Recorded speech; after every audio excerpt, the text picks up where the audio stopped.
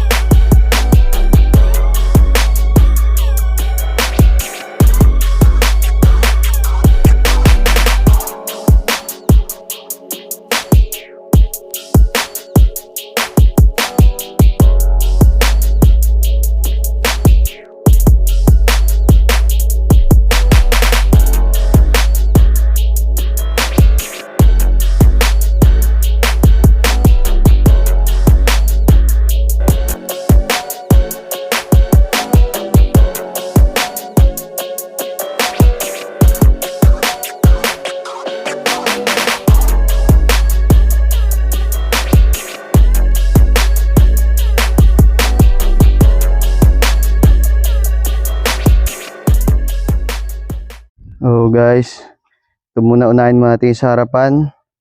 Meron siyang LED na headlamp, tapos LED na rin yung DRL niya. Ayan guys, pag sinindi to, automatic nakailaw na to. Ayan. Tapos naka-black na grill na siya, front grill. Ayan. Meron siyang 4 na sensors. Isa, dalawa. Ayan, sa kabilang side din. Tapos andito yung since na 360 yung cam nito, andito yung cam niya na sa harapan. Ayan. Guys, black na rin yung roof niya. Tapos yung roof rail din, black chrome finish na rin. At spoiler, and black din siya. Then, sa likod, meron siyang 4 na sensor. Tapos, ito yung sa camera niya sa likod, sa reverse cam niya. Ayan. Nga pala guys, 360 tong camera nito Meron din siya dito sa, ayan, kung makikita nyo guys, against the light kasi tayo. Ayan, sa baba ng side mirror. Boss, makikita natin dito guys, meron siyang 18-inch na black alloy wheels. Exclusive lang yan para sa Montero na Black Series natin. And sa 2x2 tsaka 4x2 tsaka 4x4, ayan, na Black Series. Baga parang naka-setup na siya. Ayan. Guys, makikita rin natin dito yung side mirror niya. Black finish na rin siya, na chrome to guys, chrome. Hindi siya matte, chrome yan. Tapos may side turner lamp na rin siya. At move tayo dito sa door handle. Sa door handle niya guys, ito nilagay lang ni client to guys hindi siya kasama nung ni-release yan. Baga ano na yan, add-ons na yan ni client yan. Black finish rin na chrome yung door handle niya. Tapos ito, makikita niyo yung button. Ayan, para yan sa mga smart entry na unit. Pag bubuksan mo kahit hindi mo nasusian, ayan, ayan, yan yung purpose niya. Tapos, ito yung sa harapan niya guys, makikita nyo, may 8-inch na display cluster siya. Tapos, same with the LCD niya na monitor, 8-inch din yan guys. And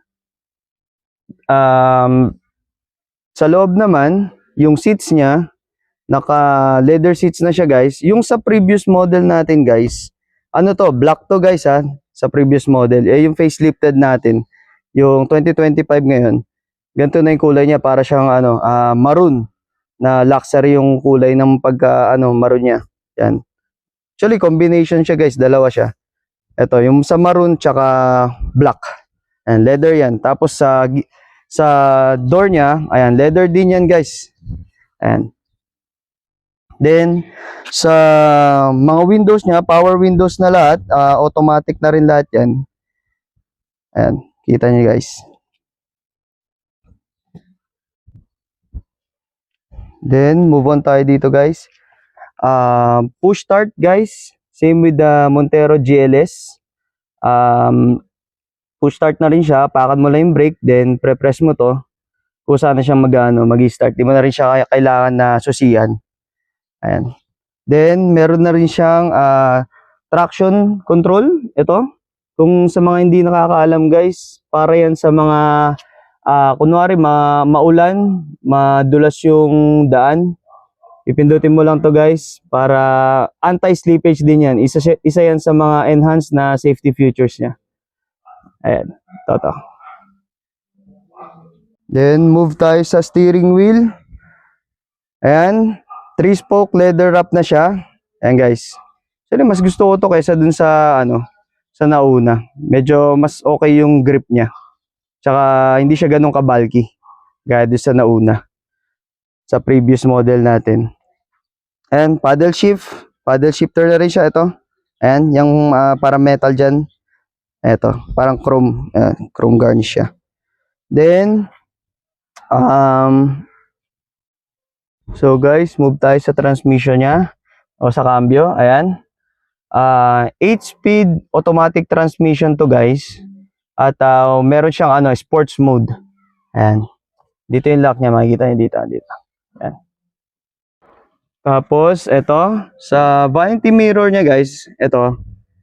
Pag binaba mo yan, automatic yan. Pag binuksan mo, ayan, may ilaw na. Baga parang sa mga, kung mahilig yung mga asawa nyo guys sa mga ring light, sa mga salamin na may ring light, ayan, di mo na kailangan kasi may ilaw na siya dito. Ayan. Pati dun sa passenger seat natin sa kabila, meron din siya. Eto.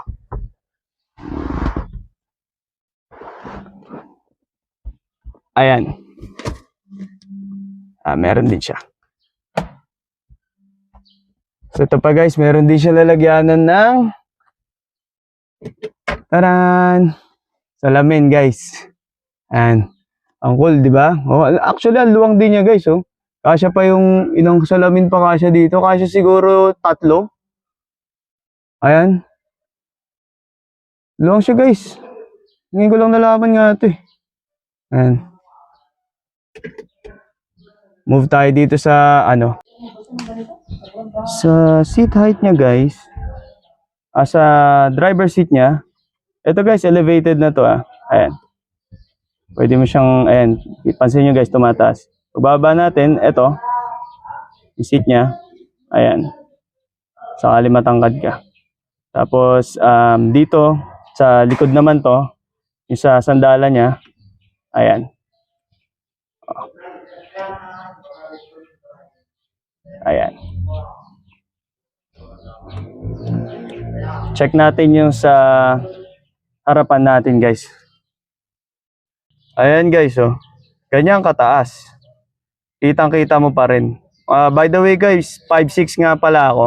So, ganito yung view ko sa hood niya. Kita ko pa rin sa harapan. Ayan. Pag sinagad natin na ibaba, yung upuan, ayan. Ganyan pa rin. Kita ko pa rin. Pag inangat natin siya, ayan. Lalong kita. So, tapos guys, ito sa steering wheel natin. Steering wheel natin guys, telescopic na rin siya. Ayan, dito. Pag nakababa to, pwede mo siyang i-adjust based sa sa height mo. Ayan, gusto mo mas mababa, gusto mo mas mataas. Tapos, nahihila rin siya. Ayan. Actually, pinush ko siya. Ang paghilain mo, ayan.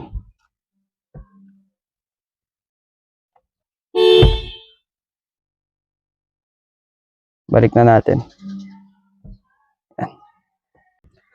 Tapos, move tayo dito guys. Guys, lahat pala ng sa aircon nito, auto climate na siya sa lahat, kahit sa likod. Ayan, set mo lang. Ayan, ito yung view Sa harap, kapag nasa harap ka, ayan, ganyan yung view sa likod. Ayan. Ganda, ano?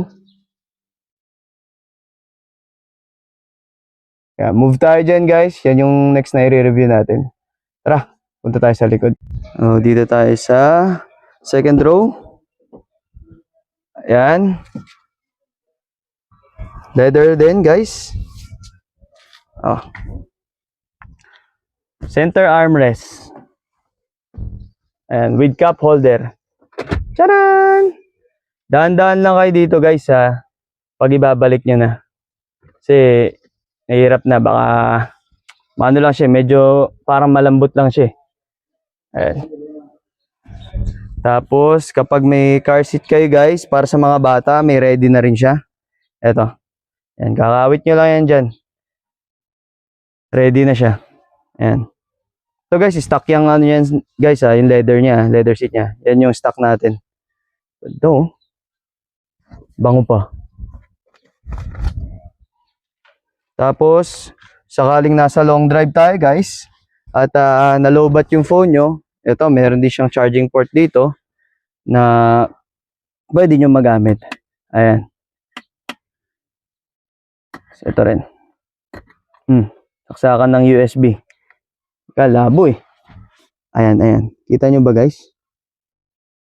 Basta, andito yan. Dilim nga lang. Check ko. Ayan, ayan. Ang guluhan natin.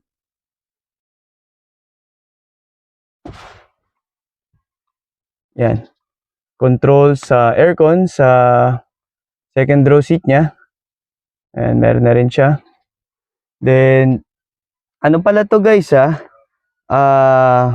ayan, yung speakers niya. 6 speakers to.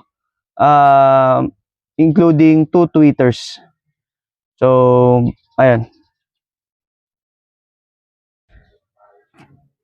By the way, guys, pag binuksan niyo siya, meron na rin siyang door light sa baba. Para sa rin sa mga safety features niya yan. Kunwari, bababa kayo, hindi nyo makita yung diadaanan nyo. Ayan, may ilaw na. Ayan, kaya goods na good siya. Sakaling labo yung mata nyo, ayan, may ilaw na siya. Nga pala, guys, sa Montero na Black Series natin, meron tayong passenger and driver airbag. Then, meron din sa may curtain airbag din tayo at sa side airbag. Side, ito yan, dito yan. Ayan, yan nakalagay. So, ayan, guys, move tayo sa likod. Bago natin buksan yan, gusto ko lang pakita sa inyo ang features nito kapag sa top of the line na Black Series natin na Montero. Meron siyang power tailgate na tinatawag. Ganito yan.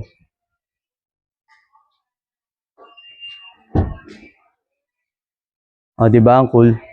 Kapag galing kayo sa grocery, may bit-bit kayo, dalawang kaway nyo, may hawak, nasa bulsa nyo yung susi, pwede nyo siyang gamitin. Tapos, actually, pwede mo rin isara to gamit yung paa mo eh. Ayan.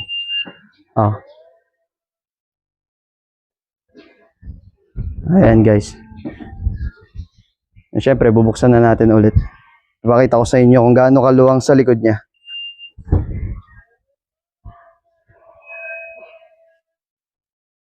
Ayan.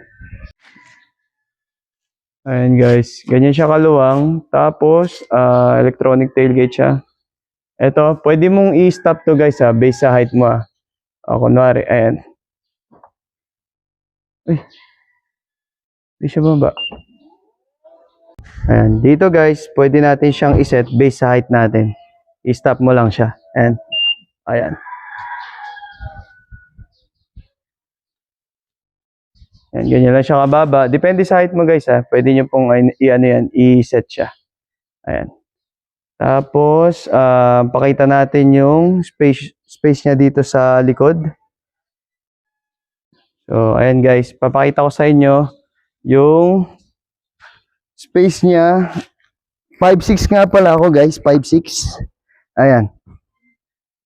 70 kilos. Ganyan yung space ng luggage niya. Ayan. Yung kaluwang.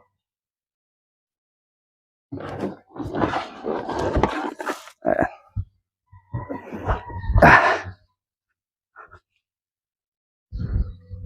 Tapos, yung tools niya guys, medyo madilim lang guys, kasi against the light ako Dito siya nakalagay sa left side.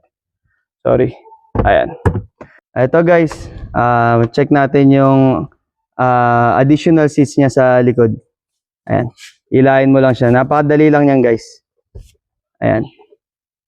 Guys, itong mating niya dyan, di kasama yan binili na ni client yan sa aftermarket. Ayan.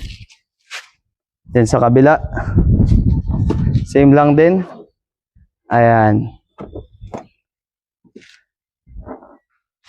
Kapag itatambol ulit natin siya guys, actually madali lang siyang itupoy ulit. Ayan, hilahin mo lang siya sa gilid. Dito naman pag sa right side ka, sa right side din naman sa corner. Ayan.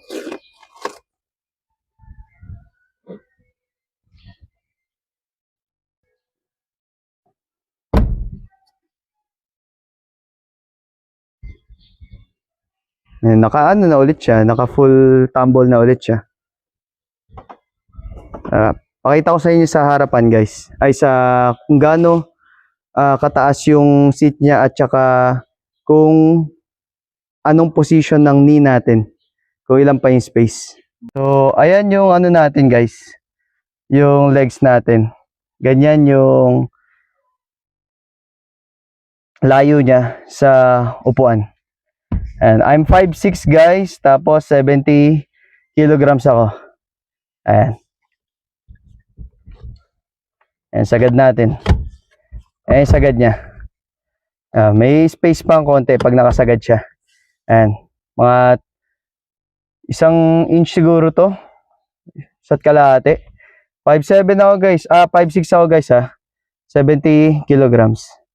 Ayan yung POV ko sa kapag nasa backseat ako. May space pa. So guys, tapos na yung review natin sa Montero Sport Black Series ni client na 2-wheel drive or 4x2 na automatic. Sana nagustuhan niyo yung review natin. At ang SRP pala nito guys is 2,162,000. At sa 220k na all-in na down payment, meron na kayong makukuha nyo to for as low as 220k na down payment. Then, ang 5 years to pay niya guys, nasa 44,756 for 5 years yun. Then, meron pa tayo ibang promo sa manual naman, meron tayong 5,000 yung down payment for as low as 5k, makapaglabas ka na ng manual nito, yung GLX. Then, ang monthly nun, I think nasa 31,000 siya, not sure. Mga ganun nagre-range. Then, sa GLS naman na automatic, meron kang free na 1 month, 130 yung down payment niya.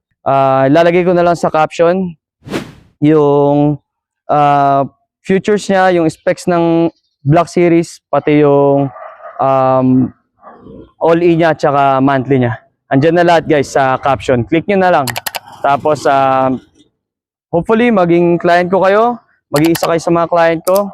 At message nyo lang ako guys. Pag-usapan natin yan, paano tayo ma-approve sa car loan natin or sa pagkuha ng ating brand new 2025 Montero Sport Black Series 2-wheel drive automatic. Ayan. Thank you guys.